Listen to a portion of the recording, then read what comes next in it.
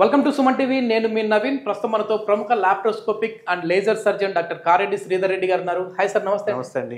Sir, diabetic ఉన్న వాళ్ళలో అంగస్తంభన సమస్యలు చూస్తూ ఉంటాము. అదేవిధంగా వాళ్ళకి అంగం పూర్వ భాగంలో ఉన్న స్కిన్ అనేది వెనక్కి రాదు, దీనివల్ల సర్జరీ చేయాల్సిన పరిస్థితి వస్తూ ఉంటుందని చెప్పేసి ఒక ఆర్టికల్లో చదివాను.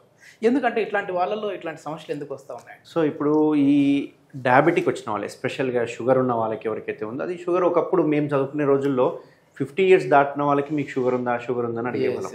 ఇప్పుడు మేము 15 years కాదు 10 years బాబుని కూడా అడగాల్సి వస్తుంది. ఎందుకంటే డయాబెటీస్ యొక్క ప్రివిలెన్స్ అనేది చాలా పెరిగింది. సో నా దగ్గరకు వచ్చే పేషెంట్లో ఒక 100 చూసుకుంటే కనుక 85 members డయాబెటీస్తో వస్తున్నారు. 85 members. ఈ 85 members డయాబెటీస్ అటాక్ అయ్యిందే కాదు ఇంపార్టెంట్, వాళ్ళకి ఏ ప్రాబ్లమ్స్ వస్తున్నాయి అనేది చాలా ఇంపార్టెంట్. ఇంతకుముందు మేము చదువుకునే రోజులు అంటే ఒక 20-30 years బ్యాక్ అనుకుంటే కనుక, అప్పుడు డయాబెటీస్ వచ్చింది అంటే ఫస్ట్ చూయించుకోవాల్సింది కళ్ళ డాక్టర్కి.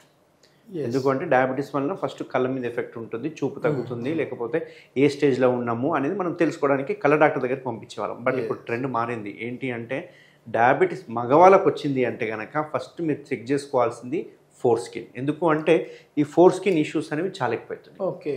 డయాబెటీస్ రాగానే ఆ చర్మం యొక్క ముందరున్న క్వాలిటీ ఏదైతే ఉందో, ఎలాస్టిసిటీ ఏదైతే ఉందో అది పాడైపోతుంది. అది పాడైపోవడం వల్ల ఏమవుతుందంటే చర్మం ఉబ్బిపోయినట్టు కావడము, క్రాక్స్ రావడము, ఇట్లాంటివన్నీ చూస్తూ ఉంటాం అన్నట్టు. సో దీన్నే మనము బెలనైటిస్ అని, బెలనోపాస్టైటిస్ అని అంటుంటాం. ఇక్కడ 2 words వాడాను, బెలనైటిస్, బెలనోపాస్టైటిస్. 2 సేమ్ కాదు. ఎందుకంటే బెలనైటిస్ మనం వదిలేస్తే అది బెలనోపాస్టైటిస్గా మారిపోతూ ఉంటుంది. సో నేను మీకు చిన్న ఎగ్జాంపుల్గా మీకు ఎక్స్ప్లెయిన్ చేస్తాను. ఏంటి సార్ అంటే వీటిలో ఏది డేంజర్ అంటారు ఇప్పుడు? అంటే బెలనైటిసా?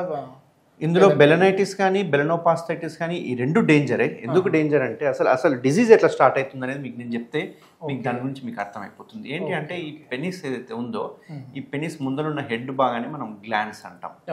ఈ పైన చర్మం ఏదైతే ఉందో స్ట్రైట్గా ఉంటుంది, బట్ కింద చర్మం మాత్రం ఇక్కడ అటాచ్ అయ్యి ఈ రకంగా వస్తుంది.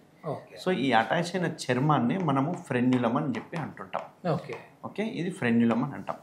సో మనము మూత్రం పోసేటప్పుడు ఒకవేళ షుగర్ పేషెంట్ అనుకోండి, ఆ మూత్రంలో ఉన్న షుగర్స్ ఏవైతే ఉన్నాయో ఈ చర్మాన్ని కొన్ని రోజులు, కొన్ని నెలలు, కొన్ని సంవత్సరాలు అటాచ్ అవ్వడం స్టార్ట్ అవుతుంది. ఎందుకంటే మూత్రం పోసినప్పుడు చర్మం ఉందనుకోండి, చర్మాన్ని అటాచ్ చేసుకుంటేనే మూత్రం బయటకు వస్తుంది.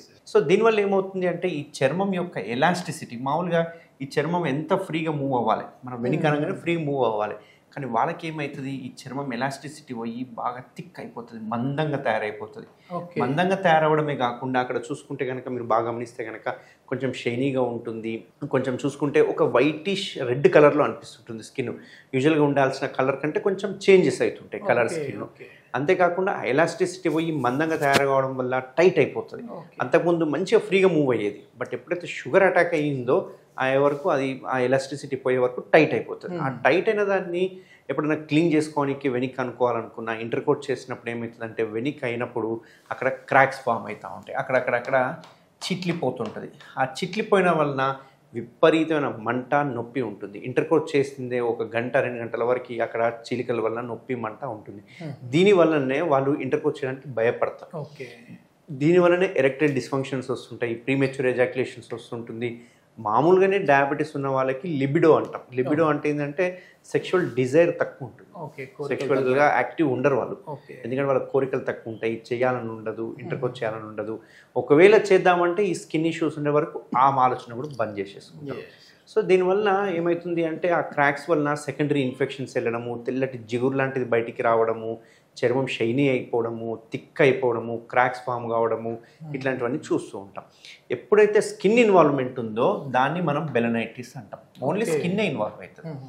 ఎప్పుడైతే ఈ గ్లాండ్స్ కూడా ఇన్వాల్వ్ అయ్యి ఈ స్కిన్ దీనికి అతుక్కోవడం కానీ, లేకపోతే గ్లాండ్స్ మీద కూడా అక్కడక్కడ కమిలిపోయినట్టు ఉండడం, ఇవన్నీ బెలనోపాస్టైటిస్ అంటాం. సో ఆ 2 డిఫరెంట్ కండిషన్స్. సో మనం బెలనైటిస్ని ట్రీట్ చేయకపోతే మెల్లగా అది బెలనోపాస్టైటిస్గా డెవలప్ అవుతుంది. స్కిన్ నుంచి డైరెక్ట్గా దీనికే వచ్చేసేస్తుంది, ఈ అంగం యొక్క ముందర భాగాన్ని కూడా అటాక్ చేసేస్తుంది. అట్లా అంగం యొక్క ముందర భాగం కూడా అటాక్ అయ్యిందంటే దాన్ని బెలనోపాస్టైటిస్. సో ఇక్కడ మేజర్ ఇంపార్టెంట్ ఏంటి అంటే ఈ డయాబెటిక్ వచ్చిన వాళ్ళకి బెలనైటిస్, బెలనోపాస్టైటిస్ వాళ్ళ లైఫ్ టైంలో ఏదో ఒక రోజు ఈ ప్రాబ్లంతో సఫర్ అవ్వాల్సింది. అంటే ఇప్పుడు సొల్యూషన్ ఏంటి సార్? ఇప్పుడు వీళ్ళకి అంటే డయాబెటిక్ అటాక్ అయింది అని తెలిసిన వెంటనే ఈ సర్కంసిషన్, సుంతి ఆపరేషన్ చేయించుకుంటే మంచిది అంటారా?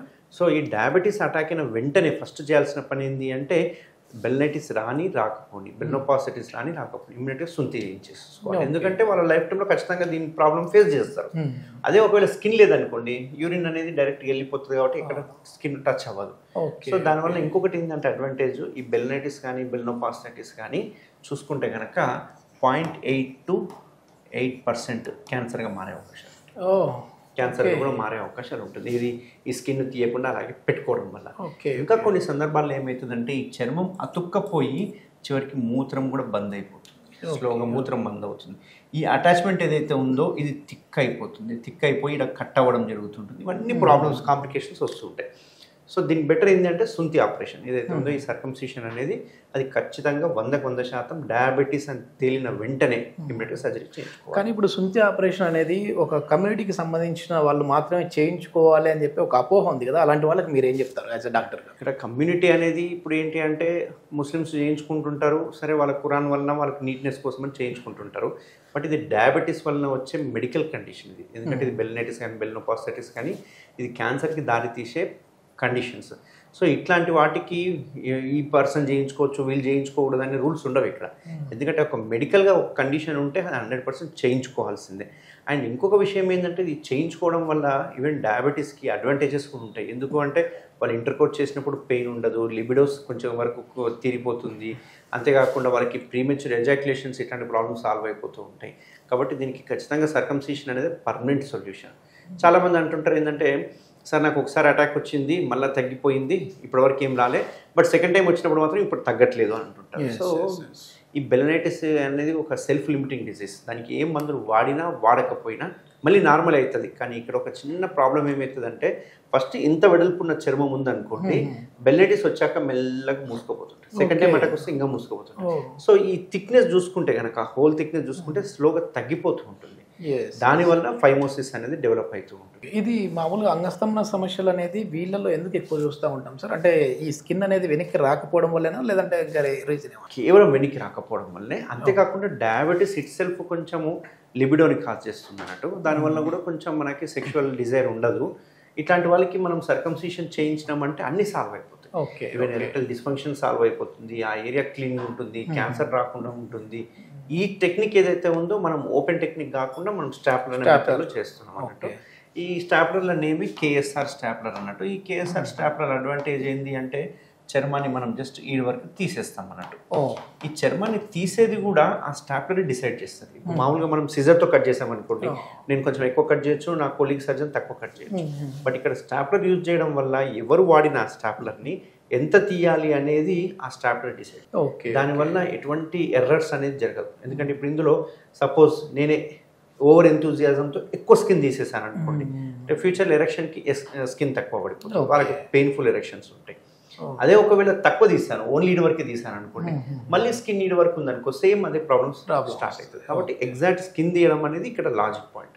ఎంత తీయాలి ఏంది అనేది ఈ కేఎస్ఆర్ స్టేప్లర్లో అదే అడ్వాంటేజ్. ఇది ఏ ఏజ్ వాళ్ళని చేయించుకోవచ్చు అండి ఈ స్టాప్లర్ సర్జరీ?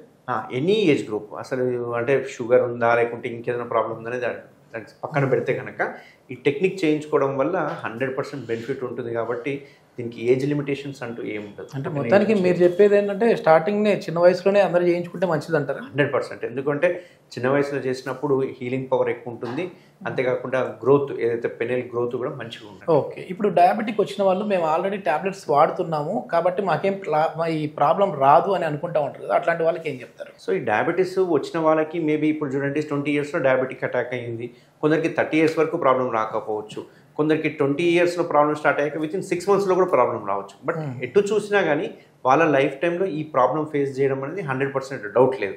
వాళ్ళు గుర్తుపట్టుకోవాలి, అది రికరెంట్ కండిషన్, అప్పుడప్పుడు వచ్చిపోతూ ఉంటుంది.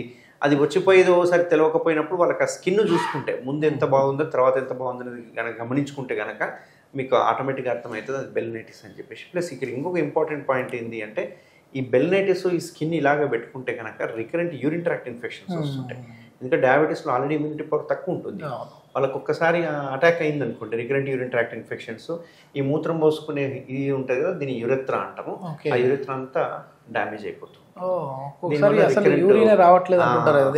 అందుకే ఎక్కువ సార్లు రావడం ఇట్లాంటి ప్రాబ్లమ్స్ అని ఫేస్ చేస్తాం. సో ఇట్లాంటి వాళ్ళకి సర్కంసిషన్ చేయించుకుంటే హెల్తీగా ఉంటుంది. ఇది మొత్తానికి ఏంటంటే డయాబెటిక్ అటాక్ అయింది అని తెలిసిన వెంటనే ఒకసారి దీనికి సంబంధించి కూడా, అంటే మనం ఏదో చెప్పాం కదా అని చెప్పేసి కాకుండా దీనికి సంబంధించి కూడా ఒక స్టడీ చేసేసి ఎట్లాంటి ట్రీట్మెంట్ ఉంటుంది, రేపు అనే రోజు ఇది మళ్ళీ క్యాన్సర్గా మారే అవకాశం కూడా ఉన్నాయి అని చెప్పేసి డాక్టర్ గారు చెప్తా ఉన్నారు. 0.8 నుంచి 8% వరకు క్యాన్సర్ అయ్యే అవకాశం ఉంది అని చెప్తా ఉన్నారు. కాబట్టి కొంచెం జాగ్రత్తగా ఉండడం అయితే మంచిది. Thank you sir. Thank you అండి. Thank you.